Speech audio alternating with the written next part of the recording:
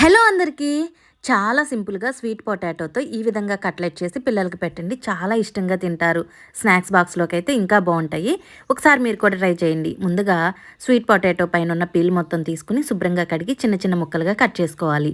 వీడియోలో చూపించిన విధంగా ముక్కలుగా కట్ చేసుకుని వాటిని ఒక బౌల్‌లో వేసుకొని 2 గ్లాసులు వాటర్ పోసుకొని స్టవ్ మీద పెట్టుకొని ఉడికించుకోవాలి. ముక్క ఈ విధంగా ఉడికుంటే సరిపోతుంది. వాటిని చల్లారపెట్టుకుని దాంట్లో 3 టేబుల్ స్పూన్ల కార్న్ ఫ్లోర్ వేసుకుని 2 టేబుల్ స్పూన్ల బెల్లం పొడి వేసుకుని మొత్తం కలుపుకోవాలి. వీడియోలో చూపించిన విధంగా ముద్దలాగా కలుపుకుని వాటిని చిన్న చిన్న చిక్కీల్లాగా చేసుకుని పక్కన పెట్టేసుకోండి.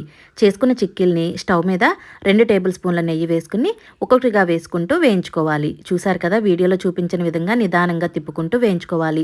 ఎక్కువ ఐటమ్స్ ఏమీ లేకుండా సింపుల్గా చేసుకోవచ్చు. ఒకసారి మీరు కూడా ట్రై చేసి పిల్లలకి పెట్టండి. మా పిల్లలైతే చాలా ఇష్టంగా తిన్నారు. టేస్ట్ చాలా బాగుంది. ఫుల్ వీడియో కావాలంటే లింక్ కింద ఉంది, చూడండి. Thank you for watching. Please like, share and subscribe. Thank you.